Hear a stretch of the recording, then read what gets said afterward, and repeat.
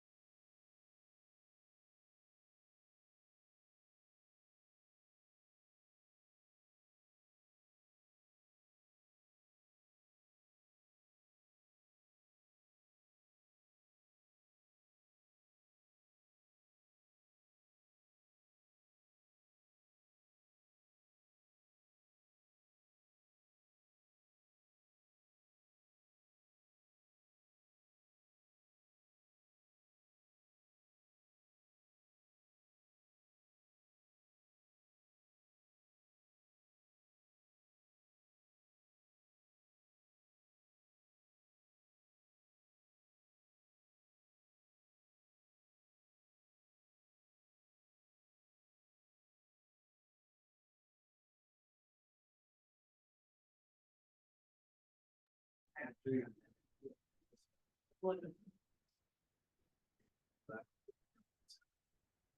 you need to hire some. I don't think this is gonna be. So this office space is a funny story. Obviously, the whole building, this first floor is this, but this used to be.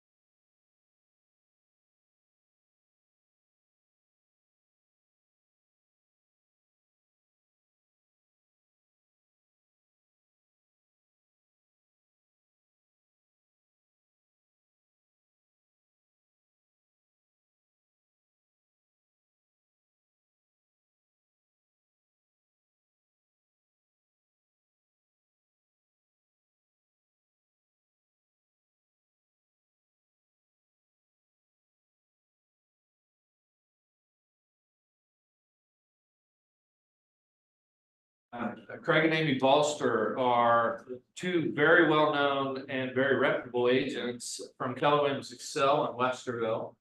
And if you've done any business in Westerville, you've probably come across them. Their reputation just doesn't meet who they are. They've got a great reputation, but they're amazing agents. They're not only amazing agents, they're married to each other. They survived that in business. As the son of a married couple that did real estate, I get that. But they do it and they do it the right way. Amy comes from a retail background with Target, and Craig comes out of the hospitality industry with high-end steak restaurants, Ruth's Chris. Yes. So I don't even know this. With you. Yes. Yes. But what impresses me the most about these two, obviously besides being great people, great agents, is they run their business like a business. And you can tell Amy's retail background and Craig's hospitality background when they bring it to the real estate business. And this, I've already sat through this class, and I'm gonna sit through it again because I sat there the whole time going, either why did I stop doing that or why don't I do that? They just have great ideas. They live in the north end of Westerville, Genoa Township, and do a really nice job of dominating their market up there. What's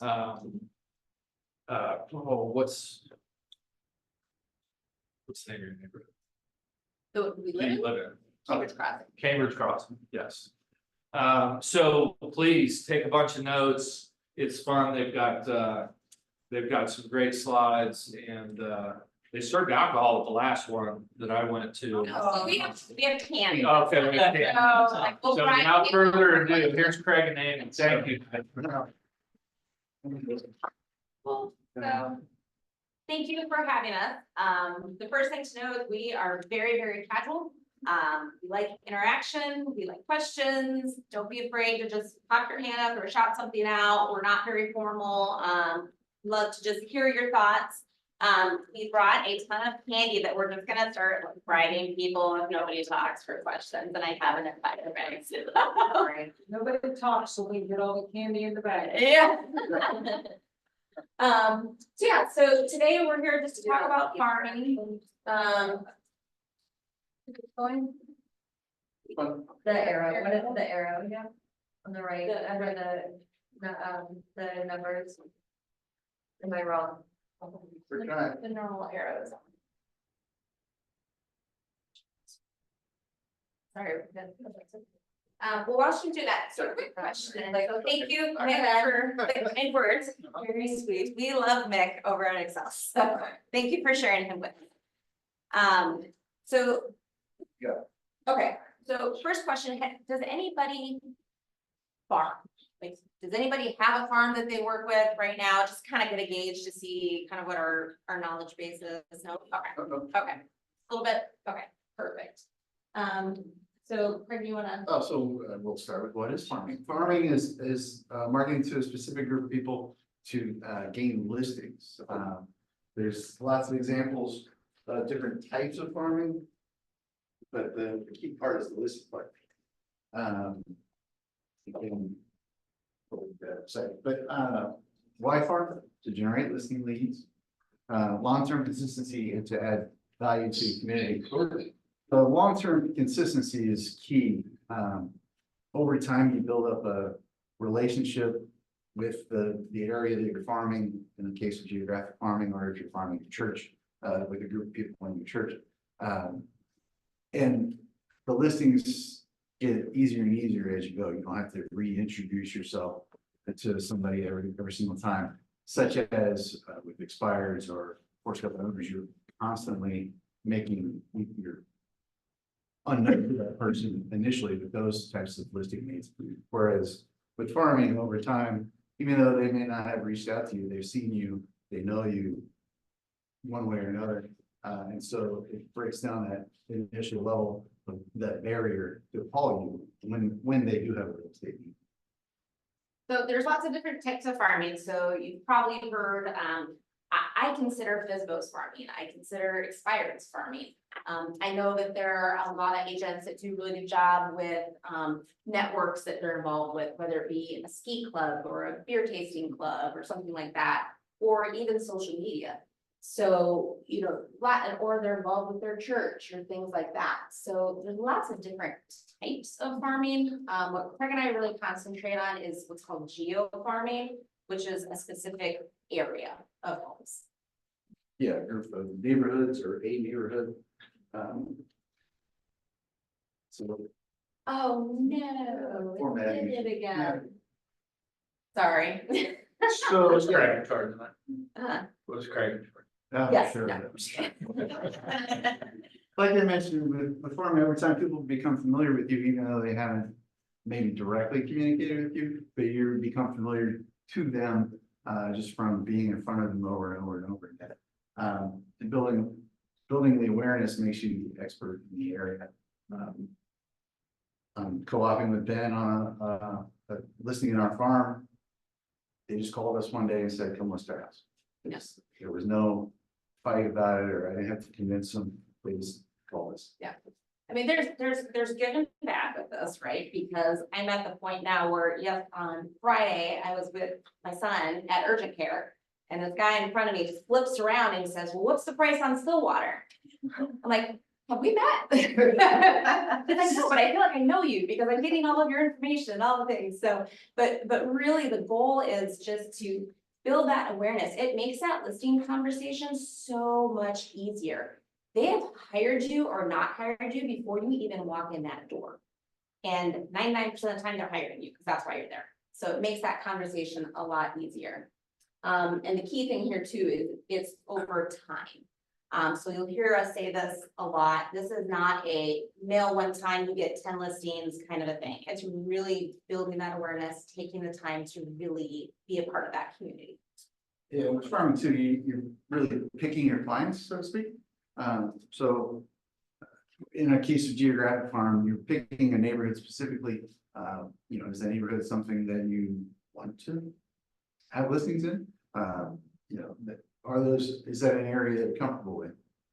Can you speak to the overtime piece again? I think for me and for some of the newer agents, like, over time, it gets daunting because you're like, I don't have so much resources or time, and it's like, when I see it, I don't get results.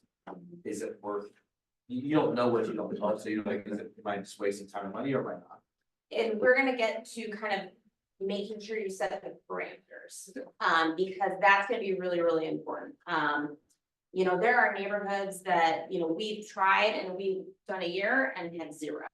Well, then that's not the right thing. So there's a lot of things that go into it, and we'll kind of talk through what that time frame is like too.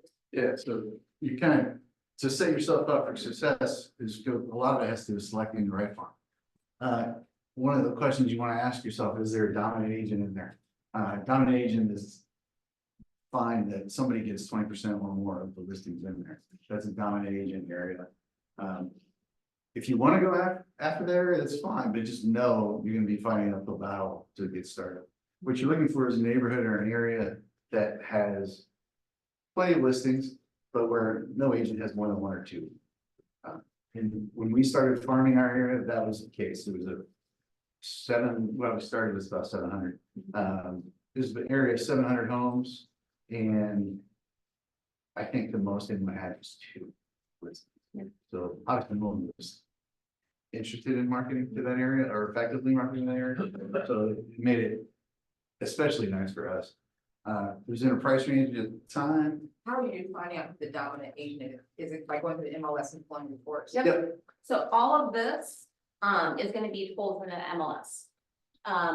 And so part of it, when you start to look to see who's dominant agent, if you just go in and select your area and then do an export up in the right-hand corner, and you can pull it into a pivot table right off of it, you're gonna see in about 5 seconds. It's Amy's background there with Excel pivot The table. old- Pivot table. She's been doing it for years. That's her next class. I don't know. how to do it. Yeah. Is the price range somewhere you wanna play in? Is it like something you're currently, the price range you're currently playing in, or is it something you're looking to get into? Maybe you're looking to get into luxury, or are you looking to do investors and you wanna get listings on the lower level? It's up to you, but is the price range something you wanna take on? And is the turnover rate worthwhile? Some neighborhoods, I'm sure you guys know this, some neighborhoods, people never leave.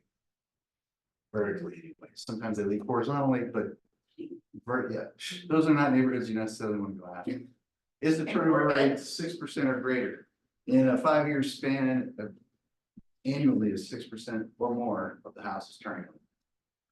The neighborhood, the farm that we started at the time, it was a perfect move up. This is in a neighborhood of like, they were selling it like 250 to 300, and we were going to be buying up in the 5s. At the time, now it's 445 and 97 or 8. Yeah. So most of this information, yes, it'll be in the MLS, and then I also pull in Realist. So you can get all the houses in the neighborhood, so that you can get your turnover rate. The one thing that I would emphasize too with this is, you know, Craig kind of touched on it, is it a neighborhood you want to be in? Right? I think we've all had listings in neighborhoods that we don't necessarily want to repeat. For one reason or another, it could be a distance away from you, things like that. That's a big thing. I mean, I right now have clients in Grove City, Marysville, Delaware, Circleville, and literally just drop all the time. So that's not sustainable. It's not efficient. So it's making sure that the area, and I don't know if it's on the next slide, but making sure the area is the place where you want to be, and it's also, I would say, geographically close to the area that you. Big question slightly.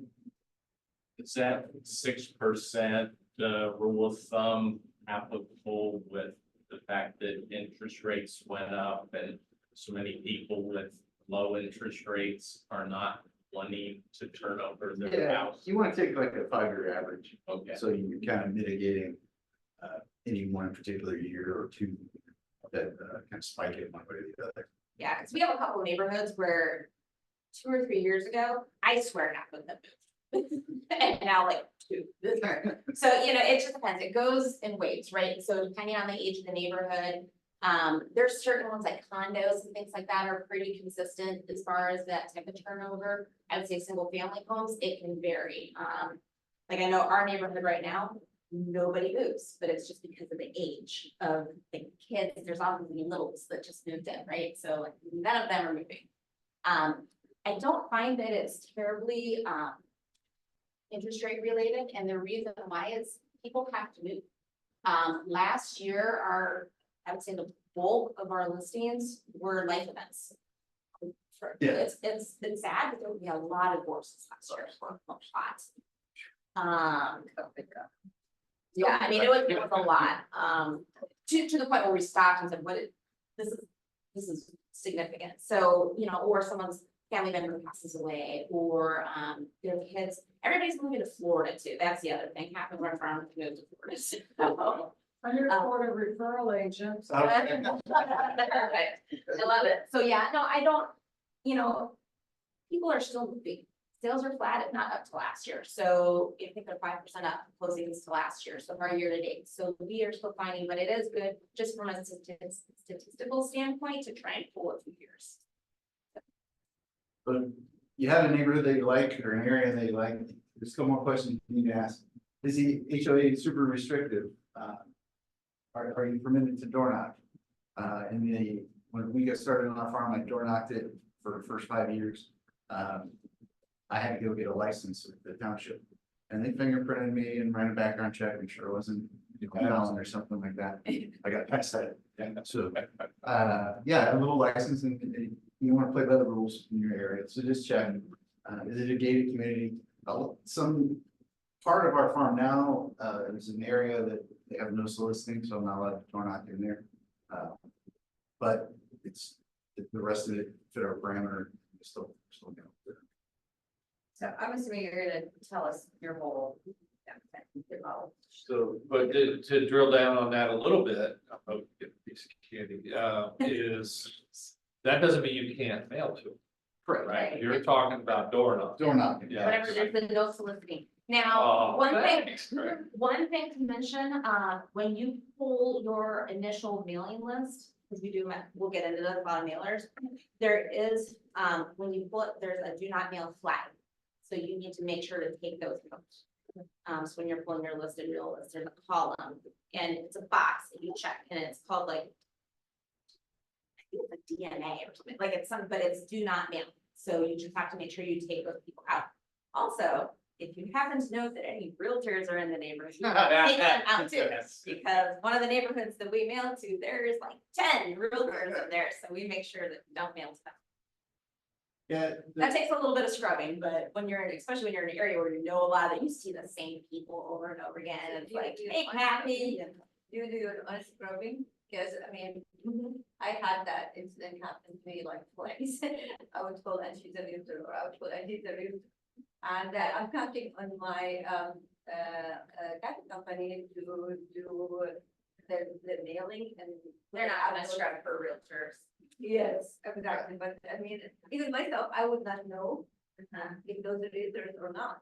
Yeah, and it takes time. I mean, we've had our firm for like a decade or something, so a long time. So it takes time, and a lot of it is just once you kind of start to get to know the community even more, you start to see some of it. I can list 10 realtors off the top of my head just because I co-op with them or I see them showing our houses or things like that. And so you kind of get something just over time that you can scrub through your, or you can probably, there's probably a way to do like a VLOOKUP and like do your farm and then pull all the realtors. If somebody can give me the list and just do a VLOOKUP and see who pops up and then delete them. So, in Excel. Amy's Excel showing. And Miriam. She is. But there are ways to do it. I just don't know where to get the list. Maybe problem. So like if there's a list of realtors, but the problem with that too is sometimes they own it in an LLC, or sometimes they own it like their wife and not them, or so there's like Paul George is in our farm. I'm not nailing Paul George, right? Like nice guy, he doesn't need to get all the mailers. So and that for no other reason, just to save money, and there's no reason, but over time, you will start to realize, and we have an agent in our office and she also lives in our farm, and she's like, oh, by the way, don't mail to this person, and so a lot of it is just kind of word out and things like that. Scrub them Amy, how often do you scrub your lists? all the time. Yeah, every time. It's We, Consistent. well, and we get, for all of our mailers, we get them back, like if somebody has moved, and just if I hear things or if it, like perfect example, we had an agent who I know through chamber things that I do. Well, she moved into our farm. Well, our assistant updated it. I'm like, no, Karen is not in our farm anymore. So, I'm constantly watching it in our database just to make sure that you just have to have eyes on it. It's a little tedious, but once you get everything up and running, it goes pretty smoothly, and it gets to the point where it's pretty hands-off. Obviously, budget's a big concern. We start out with 700 homes, we're up over 3,000 now. But start with a farm that fits your parameters, all the parameters we talked about, and fits your budget. Whether it's mailers or events or sponsorships, those things all cost money. And like we did, you can start pretty low dollars, is just start by door knocking. It's dirty for. But it worked for us. And I would say as far as your size and your budget, I would include, because bulk mail, I don't know how many of you are familiar with bulk mail. All of our mailers go out through, and we'll kind of get into the nitty gritty with this, but like we use bulk mail postage. Because originally we did it, and then we talked to Gary and the cooks. And Gary and Monica, and I'm like, wait, you're not using bulk mail? This is when we were at Old Banker. And I'm like, what's bulk mail? Well, it saved us like 20 cents a piece. So, just make sure you're looking at all those cost options, and also, for 1 year. I would say the minimum would be 1 year. If you don't have it in your budget to do it for a year, don't do it. It's not worth it, go do something else. You have to give it a year. That kind of answers your question. Yep. Yep. Go ahead.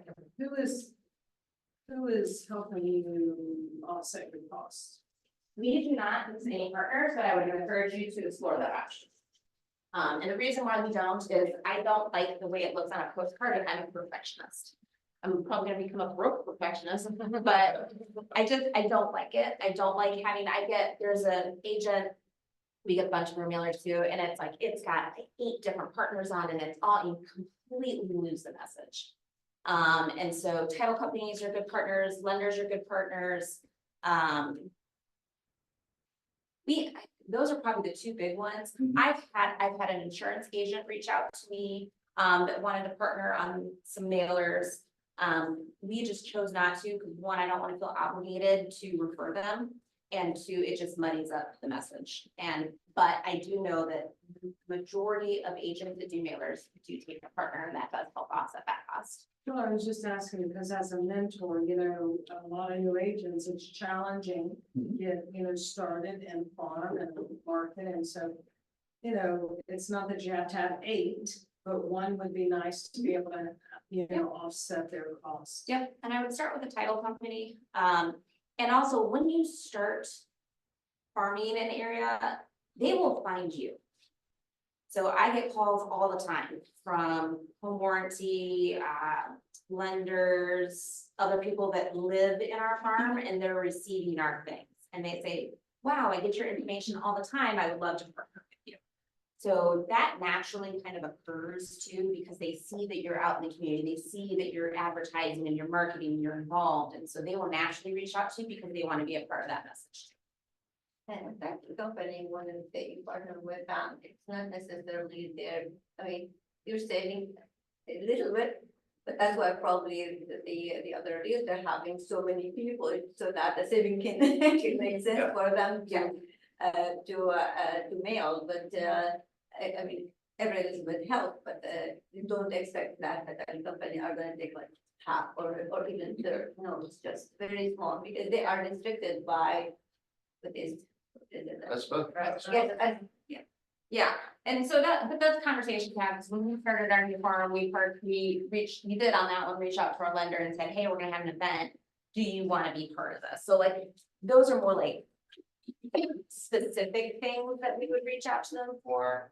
I do know, it's not like, if any of you do like paid leads and things like that, I know there are lenders that chip in for that too. So there's always somebody who's willing to do that. Most likely for this purpose, because it's listings, it's going to be more of a title company because they're gonna benefit. Lender's not really benefiting from you selling a house, right? So title companies get the financial benefit because now you're going to use them. So when you look at conversion and what you're paying for, and where are you getting the most bang for your buck right now? Right now we're about a 3 to 4 ROI. Yep. And part of it is, Based on an annual. Yeah. Yeah, it's not. that much. and we'll kind of talk to that, because I go through and like, on a yearly basis, like we look at what we're spending, what we're getting, right? And then you do the little map and figure out, okay, what do we need to, for the red, green, yellow light or whatever. So you're trying to figure out like, what do we have? And farm is the one thing that's consistently paid off. And at this point, it's pretty hands off.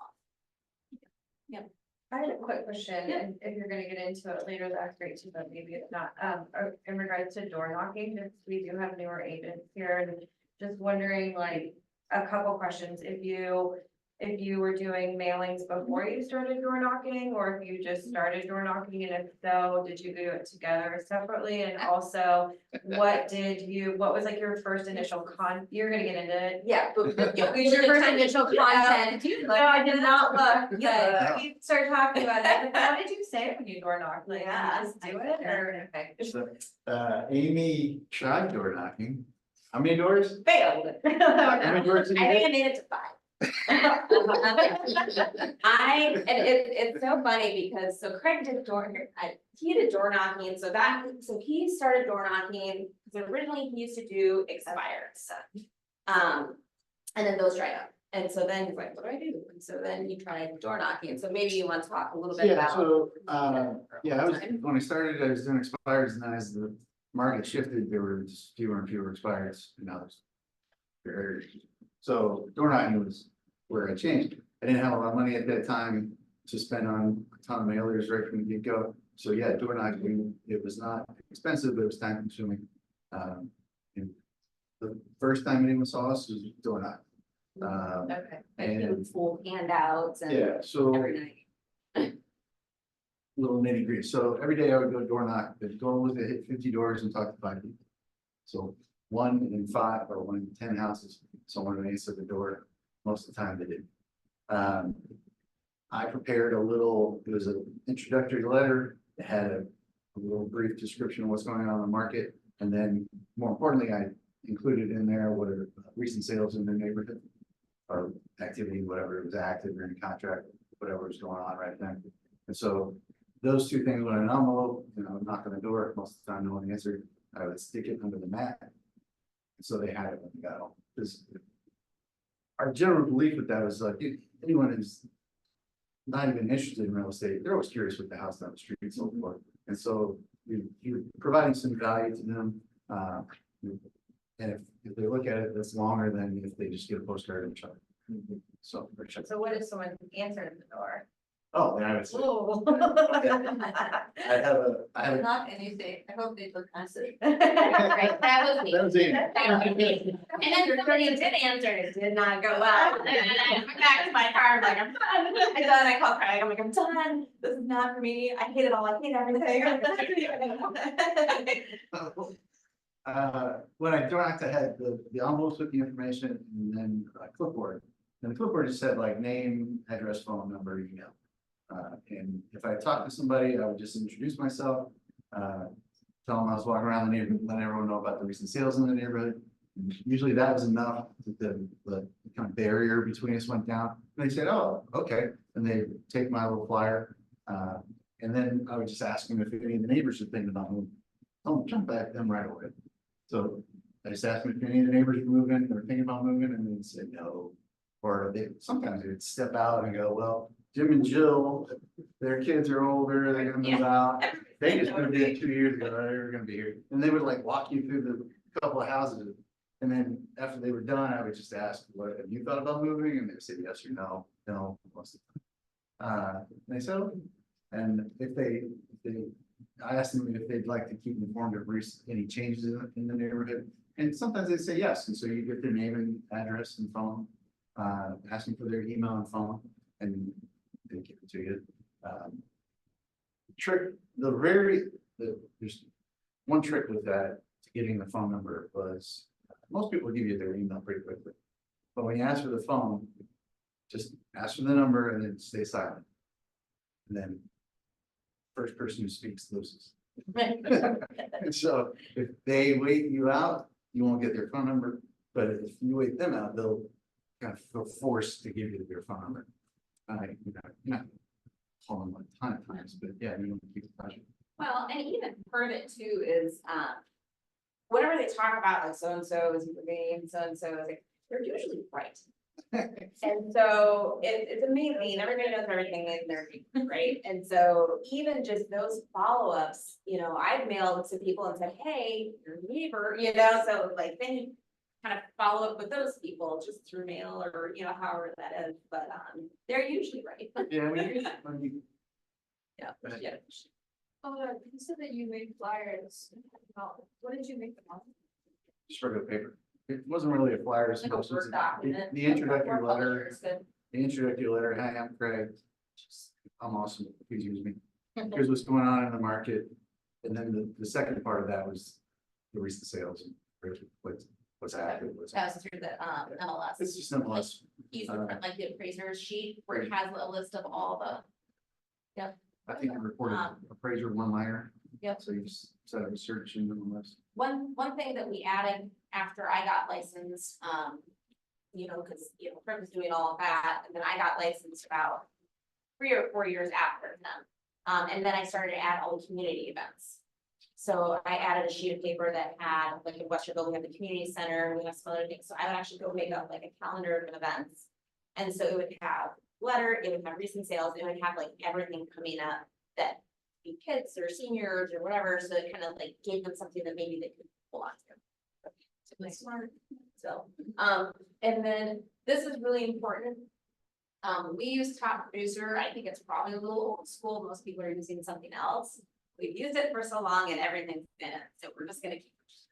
But we keep track of everything, every conversation, every little tidbit, because if, you know, Craig's calling them or if I'm calling somebody, I can go back and look at everything we talk about. What's their dog's name? What's their kid's name?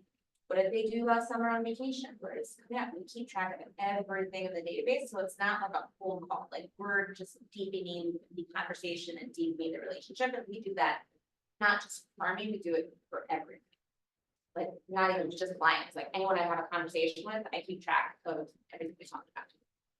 So you basically, you mail them and then you call them, correct? Or you go not first or in between. But, so when you mail them, what value do you, send in your mailing? I mean, do you send value or you just send update market? So, Slide. okay, yeah. You wanna talk about it later? Yeah, I think we covered Yeah, that stuff here in a second. yeah, it's a good question, we have examples of like our mailers and stuff like that. When you door knock and you collect an email address, put them on a search in the MLS that notifies them when something comes on the market or goes into contract or whatever. Those are like free touches that, and you get notified when they open it, so if you like, you can contact them directly. And so it's just a nice way. It's once you set it up, it's really hands off and the information comes at you rather than you go searching for it. Would you send like a handwritten note, like thank you note for opening the door and talking to me? Not with kinda? No. not for that one. Okay, If I just send thank you, that's what I think. But, and You could, though. one thing that we do a little different now, because I don't have, Craig has like 8,000 MLS searches. One of the things that we just started doing, it's called Home Beat. Yeah, the other one's Home Bot, this one's Home Beat. And what it is, and we're trying to get everyone who was in our farm or past clients, we're getting them on us like $40 a month or something like that. We're actually emails them out, when they put in their address, all the sales and what's going on in their neighborhood. So they can like they can pull it up and they can go, oh, so-and-so down the street is selling and it's listed for this and it has this many bedrooms. They can click on it and then they can go through all the pictures. So that's one thing that's super cost effective. Home Beat. I thought we have that. I was gonna say, we There have that. is one in command, yeah, sorry. Commands, no, that's okay, just for like newbies, The neighborhood nurture, like that. is Neighborhood good. nurture is free and it's in Yeah. like your own systems, if you have their email, their Yep. address, you could do neighborhood updates just like. That, Home Beat use an MLS search or Yeah. does it use address or it zip codes? uses like through the, like the MLS, yeah. So you can draw a map if you want to? Yeah. Oh, cool. That's a. No, No? I don't think so. With the CMA portion of it, you can, because there's different portions of it. So there's a CMA, so for example, we put all of our clients on it. And then, which was really kind of stupid of me to do, and sent it all at once, and then all of a sudden get all these CMA requests, I got like 20. So I'm like, oh shoot, because then they're like, what's my home birth? And so then I have to go to that. But they're just curious, and you know, so that you can do a polygon search and things like that, but with the general Home Beat, just it's similar to a neighborhood nurture, but it essentially will just pull anything that's around it. It's a radius. Yeah, and it'll just say like, you know, and it sends it once a month. So it's not overwhelming, it's not sending a whole bunch of spam or anything like that. And the people, when we originally put people on it, they loved it. Like we were getting emails back like, thank you so much, this is great, I love it, I love keeping track of the neighborhood. That's kind of the newer version of like the MLS searches. Have you tried HomeBot? HomeBot is, that's the one, we have that through the lender. I don't like that because I feel like I am now fighting against another estimate that's not mine. Right, so I, you know, have to talk about Zillow estimates all the time. HomeBot gives them an estimate of what they think their house should sell for. And if it's wrong, I now have to justify it by what I'm sending them is wrong. And that's the only reason I don't use it. It's very fun. I like to play with it on my own house, because my lender has me But set up. there is a part where it says, you wanna add your own CMA. There is, yeah, and it's very financially, it like tells them what to do with their equity and the loan products and things like that. And I love it in my own house. I just didn't want to do that. I wanted something where they could click and see the pictures and compare their house to other houses, because that one doesn't have that. Farming isn't just mailing, we talked about door knocking a lot, but we also do a lot of, school sponsorships, community events. Take for example, this is, the athletic departments at the high school, it's their websites, we're on there. This is a golf event where we sponsor, this is a chamber event that we're sponsor, whatever ambiance sponsor is. So a lot of this, I look at this as giving back to our community, because, you know, and I talked about it in the last class, that there are agents that we might form a scholarship, or they might do something kind of within their community. So this is our way of kind of giving back. Our kids are in the schools, our son's going into middle school, our daughter's going into high school. So we love to get involved with the schools. I'm on all the PTAs, all the everything, volunteer, like but I love it. My parents were teachers. It's, you know, it's kind of in my blood, and getting involved really makes the difference. I feel really good about it. And the other piece of it is like that Sister Act thing was the first year ever that our middle school did a musical. Well, they reached out to us right away because they know we will support the schools. And yes, it's nice that it has advertising, but like they know that we'll support. I had someone through the school who I didn't really know, and unfortunately she had a baby that passed, and she has now since started a walk to raise awareness for a very rare disease. And this is her 3rd or 4th year as a platinum sponsor. And she's fantastic. It's a cause that's like near and dear to my heart. And so we're very careful what we sponsor because we want to make sure it aligns with our values. But it's our way of giving back too. With the chamber, see, I don't door knock, I just like to be places and talk to people. So for me, like Chamber of Commerce has been kind of my thing that I really enjoy. I've been on the chamber now for like 8 years. Last year I was chairman of the board of trustees. I'll be on the board for about 6 years total, but I love it. I love networking. I've met a lot of great people, and I've been able to help them, and they've been able to help me too. But just really being present and getting out there is important. And then now with some of the gym signs and things like that, they just so. Question. Can you talk a little more about sponsorship? Like, how did you get started in that when people really don't know you? You want to get your name and brand, like, did you guys have a template, a conversation, someone you knew? And maybe this is like a That's a really good question. Nobody's asked. I have a student to graduate, but I also have one in elementary school, and so I have a lot more free time. I like talking to people. I just have that barrier where I don't know how to like start a conversation or even it's put myself out there, like, I'm here, I can help you. No, that's a good question. Sports or schools. Well, especially with elementary, that's how when our kids were in elementary, that's when I first got started, and I just joined the PTA. And for us, it was like, I didn't know what I didn't know, and I just wanted to get involved and be, you know, I figured if I'm gonna be in real estate and if I'm gonna be marketing, I also want to be with my kids as much as possible, because the hours were crazy, and it's like, I just want to participate in something that they're involved with. So I just joined the PTA, and from there, somehow I got put in charge of sponsorships as well. You'll see a theme, I tend to get put in charge of things, so. But I love it, and from there it was, okay, I'm gonna sponsor our school. All right, well, our daughter goes to middle school. Okay, now they saw that we sponsored here, so they reached out to us. Okay. We had one guy who is the co-athletic director of our middle school. He happens to be on our farm. He's like, Amy, I see your stuff all the time. Would you want to sponsor at the middle school? Sure.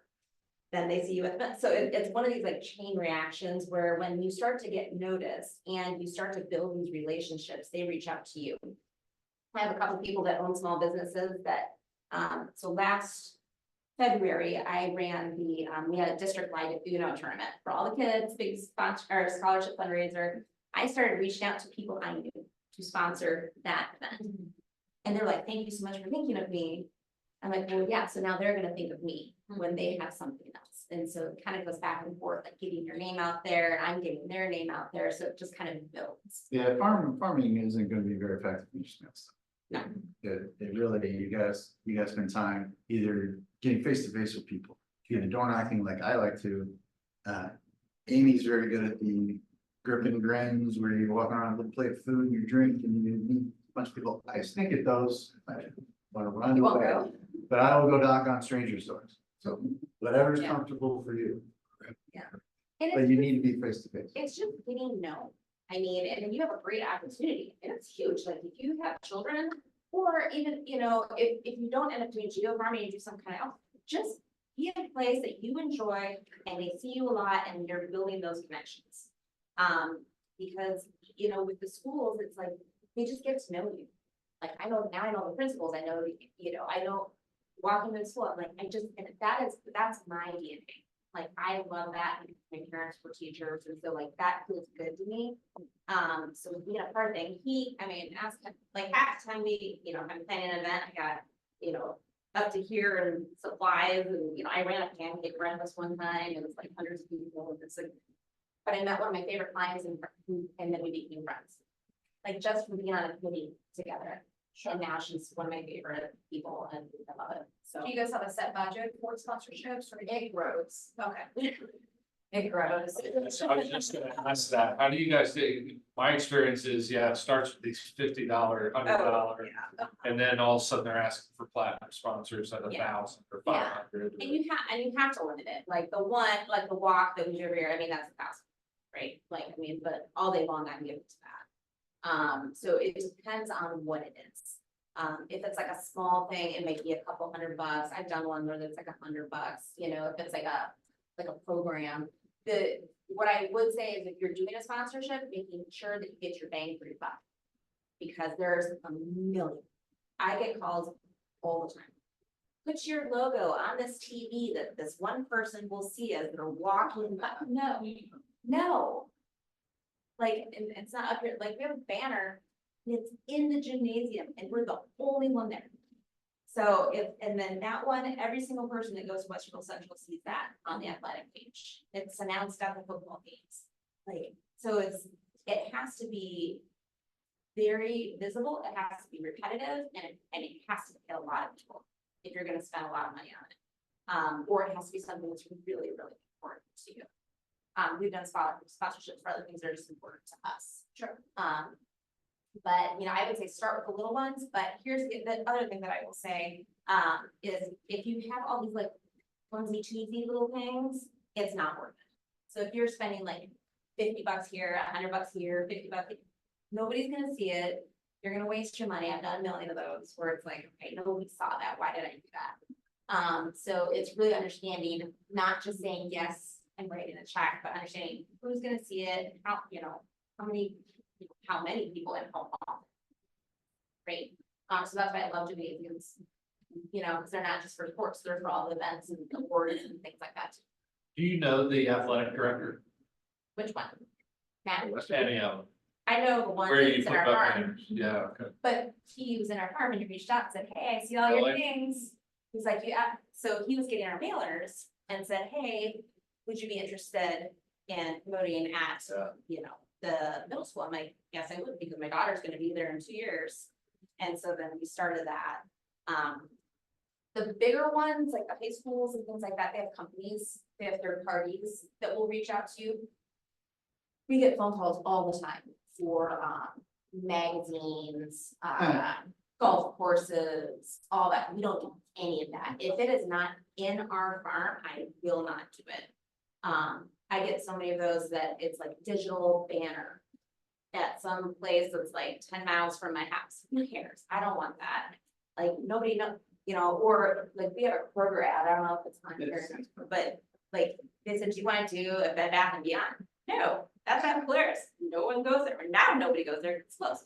But, you know, like, it has to be, every opportunity has to run through the funnel of, does this make business sense? Does it fit with what we're trying to do? And if it's not, and it's not the same people that are gonna be seen, it is not worth it, I waste the time. So you think schools are probably the number one, If it's in your farm, Yeah. like, if it's in your farm, all, like whether you have schools, children or not, do you think it's Doesn't still? matter. It Right, doesn't matter, because there's plenty of people that, are in our schools that don't have kids, like, in the school district. but maybe have gone to the school, Right. support the school that they graduated from. or- Yeah, potentially, or they just, you know, live nearby, like, I know one guy, he doesn't have, he has anybody in the schools, but he advertises. And if you're consistent, the schools that we sponsor are, they feed into each other. So like, if they went to that elementary, they're feeding into the middle school, or feeding into that high school. We get calls from the other high schools, and I won't sponsor anything. What about if you're not the only one?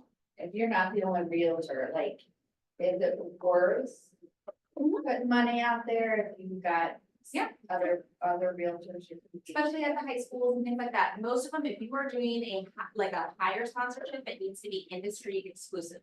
If it's not, I'm not doing it. And very specific with that, so, you know, like, It's the higher price. yeah, like, if you're spending $1,000, you better be the only realtors, it can't be like 5 of us sitting up there, you know, so like, we wanna make sure that that makes sense, if it's like a smaller one, it doesn't matter. I mean, there's one of the agents in our office, like, her kids go to the same kids our school, you know, so, like, we planned the concession stand together, and, you know, like, those are fun. But if it's a big one, I would say they have to make sure it's industry exclusive. Yep. Yeah, the high schools tend to be, Those are tougher. Amy mentioned, there's third-party companies that handle the marketing, because Yeah, kind of a bigger thing. I can think of about two, three other agents off the top of my head that advertise that same high school we do. yeah, but they're Different parts. forms, yeah. Like, some are on the scoreboard, some are on a banner on the outfield, some are, you know, so. You're gonna come across that, but don't let it stop you, still need to be there. And like the digital one, like, we're the only, like, they made sure that we're the only realtor for that one. But if you go to like the ball field, I know there's other ones, like I wave at Alicia every Yeah, Yeah, the Dixons are like that in Tassau. Yeah. They have kids that aren't in school, but they support all of the programs that the school supports, and they're. Yeah, and Bellen, to speak to, I mean, the fact that you've got somebody coming up through elementary school and into middle school and into high school after that. That's absolutely the time to do that, because you're at these events anyway, and it's the automatic FaceTime, you gotta be there. What's, you know, whether you wanna go to that play or not, right, you gotta go, so. You might as well take advantage of that, It's totally more. because your kids will get out of school, as I've learned. Yeah. Right, I don't wanna be the creepy guy that goes back to the games, you know, so. I like the idea of hosting events at Yes. your farm. Do you have any other examples besides the ice cream truck and shredding? well, we did Kona Ice. Oh, I I was thinking of that. Kona Ice was good for kids. Yep. Not the adults. Yeah. It ain't. The ice cream But the event, adults are gonna bring their Right. kids. but the adults bring. Yeah. The ice cream event. Adults particularly, the ice cream too. Shredding event is good around tax time. The ice cream truck is good, I like the ice cream. yeah, we did that one this year, and we actually did 2 different neighborhoods. Funny story. So Julie's not with us, our admin's on leave, it's terrible for us, so we actually show up, so we have 2 different locations, Craig and I showed up at the wrong one. So we keep it on to the line, we're like, "Where's everybody?" Luckily, they were only like 3 minutes apart, so it was fine, but we get there, I'm like, oh, here's the truck. But we actually did 2 different locations, we had a ball, we had a ton of people. And even like, there's a little birthday party that was happening And it happened to be a guy that lived in one of the other farms, and he had, for whatever reason, not bought a birthday cake or anything for the birthday party for the kids. And he's like, I'll pay for it, but can I go through your truck? I'm like, yes, you can go through your truck. No, you're not. Go ahead. And then all the parents come over and they're like, oh, thank you, you know, so it's like, those are super fun. They're really casual. You have a great time. Graders. We did. John Johnson. John Johnson. Out of Bexley. Yeah. Did the truck park in one place or did it drive around the neighborhood? No, we had sent out flyers in advance, to the farm, announcing the, time and date and location. And then we had it at the park in the farm in one neighborhood, and then another neighborhood had a pond for the green space, and so we parked it there, but, yeah, no, I just parked it here. And I also, like, we did little postcards for that, but then I also reached out to the HOA presidents. And had them post it on their HOA pages, so they could see it that way. So you guys paying for this truck or you're just providing the truck? No, we paid No, for it. okay. This is a good example, so like, we did, and I wanna make sure we cover. what's- I got it. I just wanna make sure we get to cover everything. So a few years ago, we did a Kona ice truck at a neighborhood.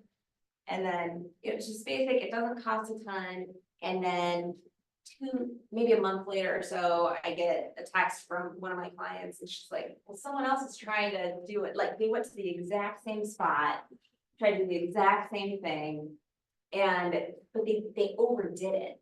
And then they had a bounce house, they had takeaways, this person's a brand new agent, brand new, never sold a house. And she spent a ton of money. And it doesn't matter, because they don't care about the little cup that you get, or the bounce house that you spent $500 on, or like, they'll remember talking to you and having a conversation, and that you brought something to them. But it's like, where's that fine line of like doing something really nice that they love, and then taking it too far where you're gonna not make your money back on that, so. All right. And she was never heard from. Well, They did just much. it's a great lesson, right? I mean, you don't red light, green light. I mean, we joke about that, but that's a real I thing. mean, when I heard, I mean, and she was giving away, well, and then the other thing is, she had a budget and she shut it down. Oh. So she had, I think it was an ice cream truck, and she actually hit her limit and said. And the ice cream truck left, and all those people were standing, there was a bunch of people still standing there. Oh. So that's just, she No bueno. overextended, and I mean, to the fact that I heard from people that, and that's not a good impression, right? They don't care if it's a $2 Kona ice, or if it's, you spend $20. I mean, it's like, they appreciate you coming and just doing something nice. So it doesn't have to be super expensive. More to recommend, we produce these quarterly mailers and specialize them for each neighborhood that's within our farm. We have 10 neighborhoods on our farm, but you can start with one, it's fine. It's just a recent sales information. So, price, when it closed, square foot, bedrooms, bath, very simple stuff. The QR code takes us to the home beat page, so they can keep updated on any sales that happen. And so it's a little bit of lead capture. Well, I think that one goes to we have a link tree, and so Yeah. there's like our website and the sign up and some other things on there too. Yeah. Well, I'm gonna say this because we've got some newer agents in the room. The brokerage prominence is on the other side of that postcard. Yes, Okay. sorry, we don't have If you can go back to that real quick. We are compliant in all. Yeah, of yeah, our they are, and I all- don't have any question about these two, see. That's the rule, you can't just advertise your name, you have to have the brokerage, it has to be prominent. Yeah. And that's what, but it Yes, only has to be on one side. yes, and that's good, and all the sponsorships and all that kind of stuff, because we're on t-shirts and like things like that. We have separate logos for like Keller and Excel and us, but for all the sponsorships, we have just one big logo, so it was reviewed just to make sure that it's compliant, so we use that for all the sponsorships. So do you use, who do you use to do this template for you, and just, or do you do it yourself? Because we have something demand, but it's he seems to do. So, This particular one, I used a freelancer on Upwork.com. Have you heard of this? Freelancer, it's graphic design freelancer. There's also a website called Fiverr.com that you can do this. He did this, the red cards, he's been doing it for 4 or 5, maybe longer than that, 4 or 5 years now. And I think it costs us $50 for him. I sent him 40 bucks, $50. 50 bucks, for the design. Yeah, each year. Each year. This is an annual, this particular piece is an annual card where we say in the past 5 years, we've sold these houses. Mhm. And he has a template already, but I sent him the addresses for all these houses. And he puts little red dots all over the map and or red houses all over the map. And yeah, it creates the card for us. The other one right before this, right before each time you make a card or how, Each year when he does Oh, this, yeah, for this, Yeah. but for if you're sending monthly. monthly.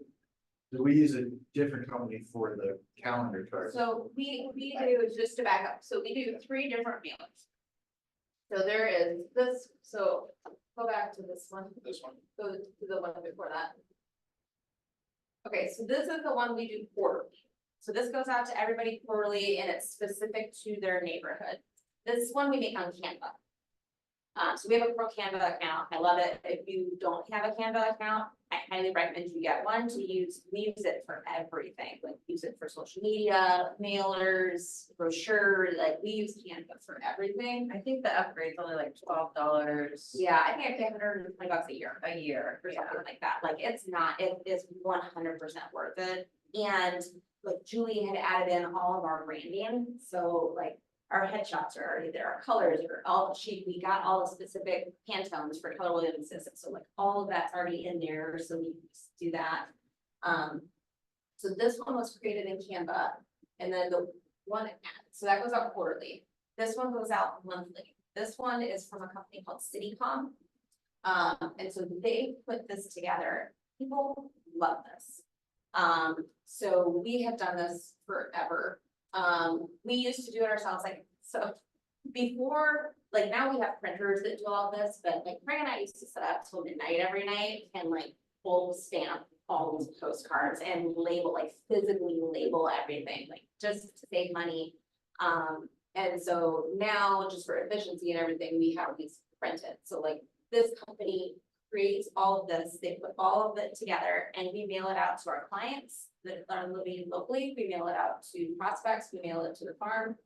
And they put this on their fridge and they love it. We get more people that say, oh my gosh, I love that event card that you send. And so we send this to, I had somebody the other day mention it to me. So Do you decide on the event or you just? nope, they pick up, they pick up. This is totally hand off. Yes, anybody can do this. You can order it and have the exact same thing sent out. So I'm sitting in that exact thing. Oh. in the neighborhood, and I'm getting. This makes more sense now because I'm sending it, it's been probably a year to the neighborhood. This exact card, now getting nothing. Yeah. And so I think it's just extra pieces. that Yes. I think- Well, and so that, I love that you bring that up because that's the important piece. So when we first started farming, I first got licensed, I'm like, all right, I want my own farm, I don't want Craig's farm, I'm gonna go over here and do my own farm, right? This is very people there. Hey, I'm gonna do my own farm. That's where I started door knocking and failed very quickly. So then I said, all right, I'm gonna start mailing stuff, right? Just mail everything. I hand wrote like 800 notes, like, and, it was ridiculous. And I'm like, well, you know, and it's all these cute things, her handwriting's terrible, so that didn't help. But I did all these things, right? And then I did these cute little dogs. It's like, you know, it had my like logo on it. Nobody cared, nobody called, it did not, I did that for a year. And it was terrible. I wasted so much money, so much, because it's all these cutesy things that I thought were cute, right? And you know, who doesn't want to call somebody that puts a dog on a postcard? Nobody calls. So the one thing that we've learned is that it can't just be like a mailer. It has to be this layered of all the things. I don't know if it's on here. So like we do these postcards, but we also have a grocery cart in the neighborhood. I can't tell you how many times I hear about the grocery cart. But it's literally like, if you look at our farms like this, here's a grocery store, school, school, school, farm. Like it is all within like 2 or 3 miles. Like it's a very small but heavily dense area. being involved with community, being involved with BTA, sponsorships. The one thing, and I mentioned this in the last class, is I tend to get kind of pulled in where I can't say no to things. So I'm kind of starting to get better about that and pulling back a little bit, because what I did find is I was kind of going too far. Like I was getting a little too involved with things, and I was kind of defeating the purpose of being involved. Whereas if you can go to your kids, whatever it is, and just have a conversation, it does the same thing. With the mailers, would you say the most effective are the, like, what's contingent, what's active, what's sold? The recent home sales, I think, is we hear that a lot. People do love this, but they're not gonna call you with this. Right. But they wanna know that you know what's going on in the neighborhood. So if you're sending recent sales, and then now they can sign up for that email where they're getting notifications. And when we did the ice cream event, we had like a little handout, and it was like, here, now we're doing this home beat, you know, here's how you sign up. And so we handed out, and we also sent them, or we gave them the recent sales too. So we were giving them something at that event as well. Yeah, you always want to be giving things of value. The recent sales is in the neighborhood, it's an easy one. This is an easy one just because it's hands off for us. This is valuable just so you know what's going on in town when the Jacket game is, when the Brooks game is, where the concert's going on. So. But it's all those other things, like I mean, Yeah, it's. but without real estate, it's, Right. Yeah. they're not gonna call you. Well, just because this is KW, with, just so everyone knows, all of these can be created in command with a QR code that has a link to wherever you want to direct them to. So if you don't have partners yet or anything like that, Pamela can help you create a postcard in 2 seconds and teach you how to do it, if this is something you're interested in doing. So a good question, if you do not like door knocking, I don't, and you still want to farm. Yeah. And so what did you do with your own farm, not your farm? Yeah, well, that farm I gave. Tell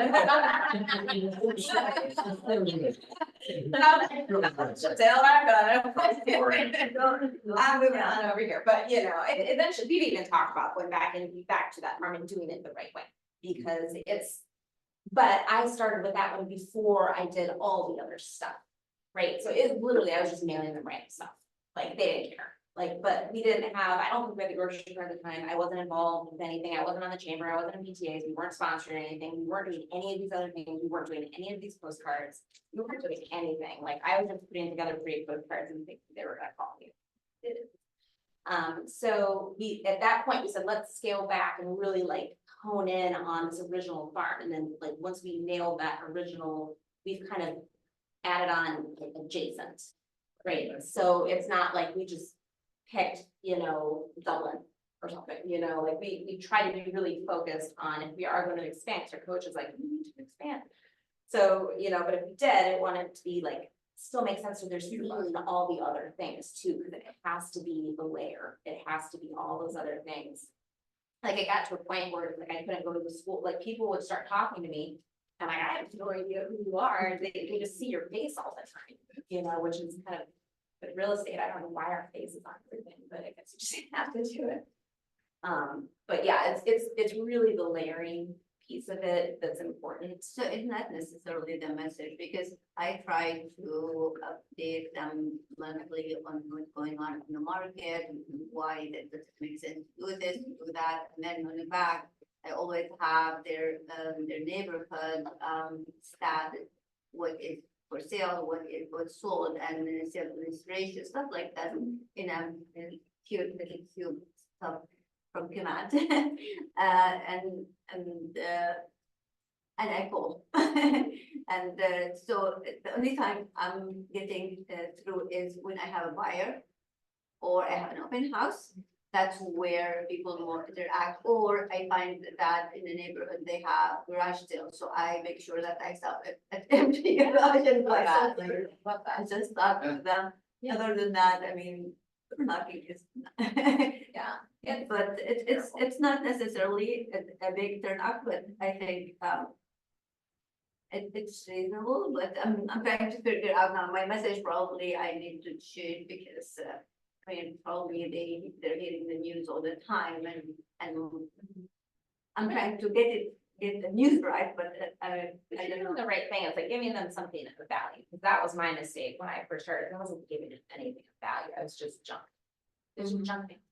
And so it's like giving them something that they can look at and say, oh, this is what's going on in my neighborhood.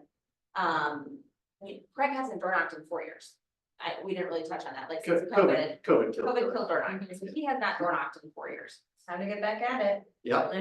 So I did get the thing, I did, if you scan this QR code and things like that, you get coffee, you get whatever. Nobody, Yeah, second person. I mean, sometimes I feel like I've seen a lot of like little giveaways and I don't feel like, I don't know, like I feel like if you're giving them information. That's enough. Yeah, I mean, I don't feel the need to like give away things. Because at the end of the day, they wanna know that you are the expert. And when we talk about this layering, it's because if they see you, well, obviously you must be the expert if you're in all of these places or you're involved with the school. The first thing they're gonna ask you when you say I'm a realtor is, oh, how's the market? So then you start that conversation, like.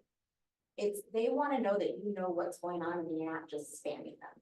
And so, having those sales, that's the right thing to do. It may just be kind of like what's next to kind of take it to that next level. If they're gonna get mailers from a whole bunch of realtors, they send them out all the time.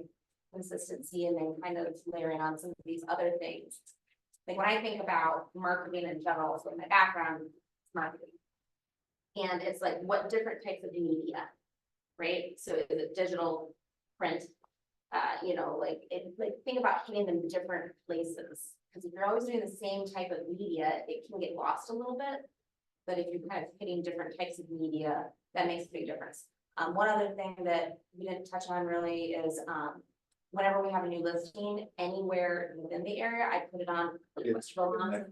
Oh, okay, so there's a lot of other, Okay, so but just like if you're not door knocking now, what are you doing? You get it in the front of the farm. With the farm, just the events and just being in the neighborhood. I don't think we talked about it. The farm is, we live in the farm. And so our kids' schools are in the farm, so we're there all the time. We shop at the grocery store that we have the ads at, so it's fun. well, and Walking with your I own feel car. like you. Oh, when the kids first saw it, they would tell everyone, "Look, that's my mom and dad right Well, there." and one thing I wanna point out too, because it's not even, like, we found that it's not even necessarily like they're moving. Like, we've had plenty of referrals because they know somebody that's moving. So, it's their son, like, it's their son, it's their cousin, it's their mom, it's their dad, it's their friend, it's their, so it's like, once you kind of get ingrained, it's not that, we have someone, oh, you may not, but it's, they know somebody. And sometimes, like, we had clients, they left, and then they moved back. They're back in our apartment, moved to like Utah or something like that, then they came back.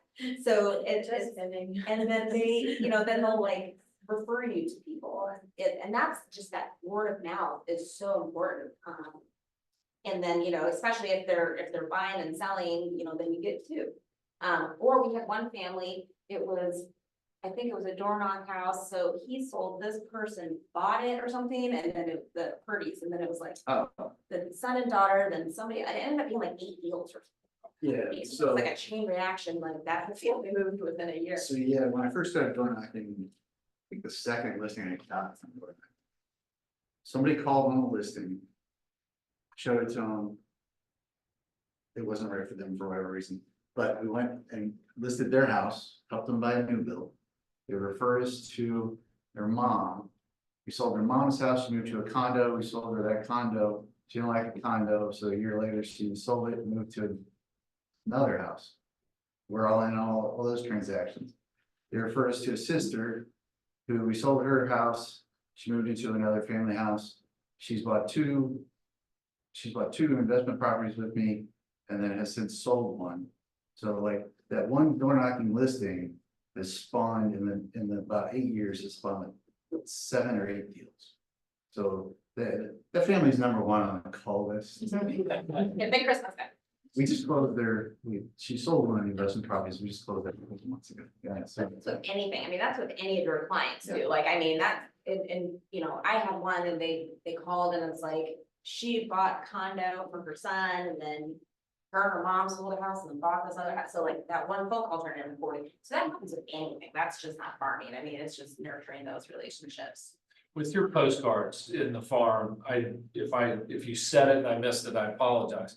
Are you doing just listed, just sold? Yes, Yes. and thank you for that reminder. So Okay. we, That's huge, yeah, right? so anytime we list, and I don't know when to. It's in. Oh, Oh, yes, so we'll do just listed, we're now depending on kind of the timing of it, so like we just had Seckle, right? So like Seckle will go out to, you know, X amount of houses, now we kind of have to segment it a little bit, because otherwise it gets kind of expensive. yeah. And then so that one was, you know, $450 or whatever that was, well, then we just, okay.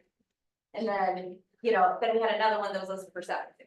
Well, I'm probably gonna nail this just listed to a different part of the neighborhood than this just listed, so we do a little bit of segmenting on that.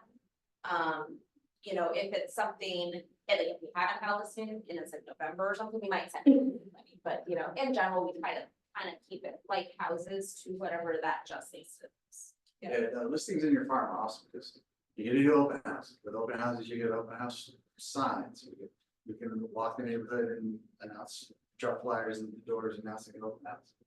You send the just listed postcards out to the neighborhood, so it's like an automatic. Sellers think you're great, because you're doing all this stuff to promote their listing, but you also promote yourself, making yourself more well known, and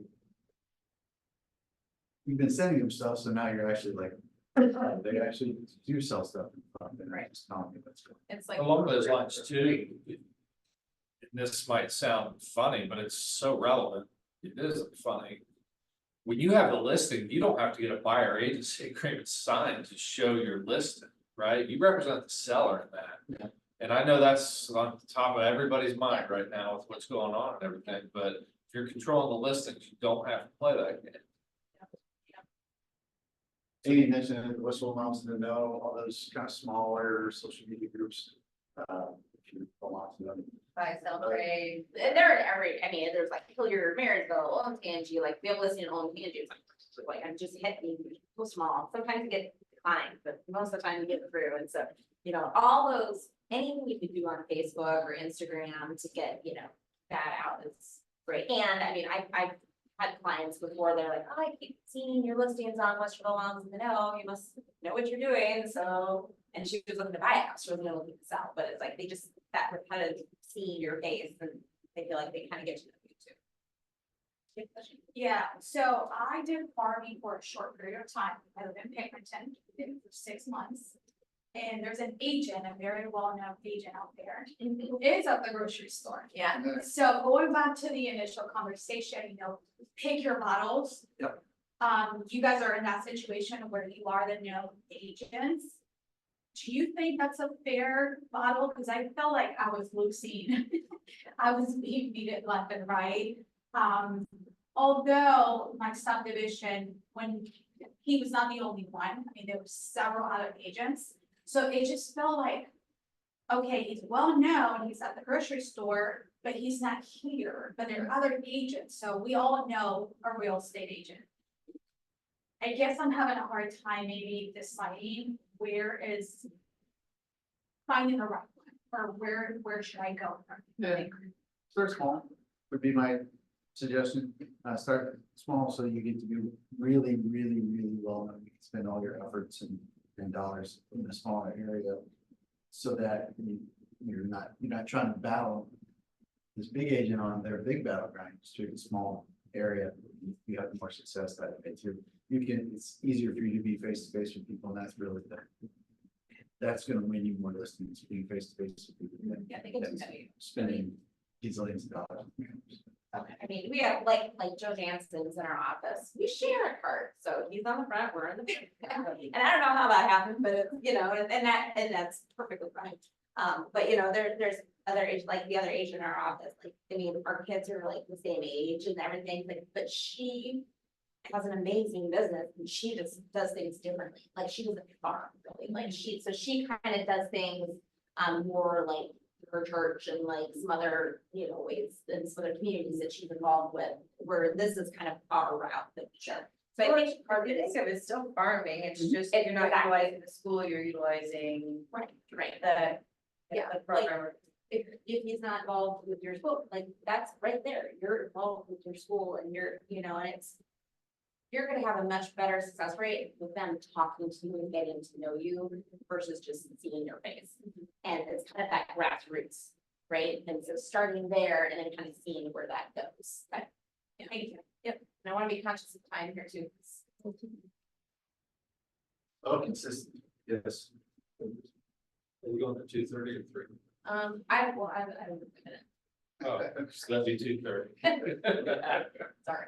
The farming, whatever, and this is no different than any other marketing experience, it's just gotta be consistent over time. It's not gonna come in the first couple of months. It just builds over the time. Yeah, we do more listings now than we did 5 years ago than we did 10 years ago. So it just takes time. Yeah, if we were starting out, you have time to know money, it's fine. Or not. Oh, wait, I mean, I love some fingertips, like labeling stuff, I every night. All right. So how do you know if you're doing well? You get to come listen to me calls. What second?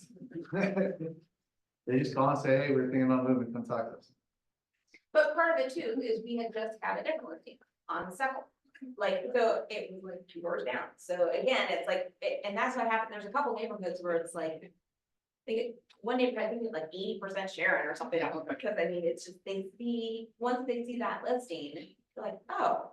And then they start to kind of see, and then they get the just listed cards and then all these other things. So it just builds on itself. People apologize for not using you. I hate that. Not everyone is going to use you, unfortunately. They got a cousin, a brother, sister who's an agent. They know some, a friend, whomever, whatever. But if you know you're doing well, if they tell you in advance that, hey, we're gonna list our house, but we're gonna go with so-and-so. I'm sorry. That happened down the street with our son plays with a little kid down the street and they sold to somebody else before they listed the kingdom. Well, Amy, the bad news. So you'll get more and more listings over time. You start with 1 or 2, and next year you do 5, and then you do 10, like, hopefully you just see the return. One thing that, and our coach mentioned this to us when we were thinking about another farm, is if you have a listing, like, let's say it's not even in your neighborhood or near you, but if you have a listing, you're like, I love this neighborhood. This would be a perfect neighborhood. The price point is right where you want to be. And there's good turnover, not a dominant agent in there. You might say like, okay, use that just listed as your springboard. So that to kind of get going. So that was one of the things that he kind of suggested, if you don't have any idea of kind of where you want to be, because you already have proof, you've already listed a house. That's already step 1. Like, hey, I'm selling in your neighborhood. Oh, and by the way, now you're going to send a just sold card, right? If you don't have anything else to talk about. So it's just listed, just sold. Look what I did. Look what I sold for. It sold in 2 days and all these things. The other thing is with postcards, we always put a testimonial on the back. So like Google reviews or where it's at, you can get them. And so we always keep those, and we'll put a testimonial on the back of every single mailer, every single thing that goes out. Proof. It's called proof of something, proof of whatever. So just showing that, yeah. And you may get referrals from your farm even if they're not. Which is great. And my cousin moved from Idaho. Can you help them? Yeah. So those are always fun, like one mom that I've gotten with, she's, hey, are you moving? I told her to use it, she didn't use it. I don't know why she didn't. She's all upset. It's like, it's totally fine. Again, you're not gonna get her. That's better. We did not make that. Any questions? Oh, that's up. Yeah. Good question. Alexa over at the Excel. How many touches are you guys doing from a direct mail standpoint? Like per house, 1, 2, 7. Minimum of 2 a month. It's a minute because they get the event postcard and they'll either get a just listed Red House postcard or the quarterly mailer. So, and one thing that Julie was keeping track of us, for us is we have in Top Producer, we have like tagged each neighborhood. And so like there would be Genoa Farms, Covington Meadows, whatever all its neighborhoods. And then she would keep track of how often we're mailing to them. And so she knew exactly like, oh, we haven't mailed again to this neighborhood in a while, or this one got 4 mailers this month instead of 1. So she would kind of keep track of all that. Well, then you knew if you got a listing in that, it probably most likely came from your farm. Yeah, this was just in our farming area. So she would kind of, just to make sure we're touching everybody, but like that, the Red House postcard, everybody gets that first of the year. Like that's the first one. So I would say usually 2, like during the summer, sometimes it's not uncommon to be 3. But that's when, like last year, I mean, I think we had 1 month where we had like 4 listings in there and it was like, I can't mail to everybody 4 times. Like, I mean, so then, that's just ridiculous. So, that, at that point, you're like, all right. If this is a $500,000 house, I'm gonna mail to the $500,000 house. If this is a $750,000 house, I'm gonna mail to the $750,000 house. And we kind of segment it a little bit just to break it up. And then, the That's all four. they do, over the mail. Like, twice a month, fine. Yeah. But like, we mix it up, the city comp cards that come out every month. But it's a mixture of just sold, invitations to events, the Red House card, the quarterly mailer, so it's usually, it's not the same mailer every single month, other than the events postcard. And we only do one, like right now, we only do 1 event per year. So we're not doing like a ton of events. Like if that may change, like we talked about maybe doing 2, but we don't do a ton of that right now. I say you should do 4. Oh, we do plans. Yeah, we do client events. We do like 4 Oh, client client. events. We do like 4 client events every year, but with the farm events, we usually just do 1 in the summer. That may change eventually. That makes sense. Yeah. Ballpark, what did you spend on an ice cream truck? $300, $400, 800? When ice was like 400 or 500. Okay. And was it there for a set time period? 1 hour in each location. So that was their minimum was 800. And so we got I think we got close to that, but we did 1 hour at one location and then another hour. Were you able to track that at all, like do sign-ups or anything, or was that more just for brand awareness? It's brand awareness Yeah. and like we did some handouts and things like that. We knew half of the people that were there because they knew us, but a lot of it, it's hard because a lot of it you can't quantify because like I had reached out to the HOA folks and I was like, hey, can you, post this? I'm like, sure. And so then they're posting it. So we're on the neighborhood Facebook. Right. Craig and Amy are coming with an ice cream truck, come out and everything. And then it's like, it's not just a postcard. It's like someone that knows us is now advertising for us. Like, come out and talk to them, because then it's not, you want it to be super casual. It can't be super formal. And that's, when that range is like handing out logo stuff and all this thing, then it feels like you're selling and selling and selling. And it's like, we came and like, even with the little birthday party and like, I don't care if you just come on, like, let's go, let's have fun. Like, we brought our kids. One of them went fishing and just got completely distracted. The other one walked the dog for a while, but like, they were still around, like, we brought them with, like, super casual, super fun event, like, just, we weren't selling anything at all, like, we were just giving information. Did you have a rain date for the ice cream Nope. truck? No, we really Cross cross our out. fingers without. I think I shared with you last time, did this class in Westerville.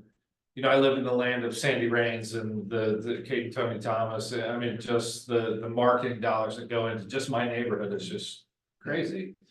And to try to get into that farm, and Bellen, what you said sort of made me think of this because I know what you're talking about. My big aha in researching it, I mean, you need to know your neighborhood like the back of your hand. While yes, Kate and Tony Thomas, the Range Group, I can go on and on, sold a ton of houses in Hampstead Village, which is 675 homes. That was the list side. They very rarely sold their own listings or even sold houses in Hampstead. So I could go back and say, don't just do the list sides, but do the selling side, who represented the buyers. And you'll find those listing agents very rarely sell homes in that neighborhood. So if somebody says, well, he sells all these, well, in fact, he only sold 2 of those last year. He may have had those listed, but as far as bringing buyers to your home, this is that statistic. So I like to pay attention to both sides of that stat because it's important. And that. Especially when you're going up against like Goliath, like Sam Cooper, right? I mean, Yeah, and that, I mean, and that can all be pulled into the MLS. Yeah. So I brought that up the last one, I brought that up to somebody too. yeah, So it's.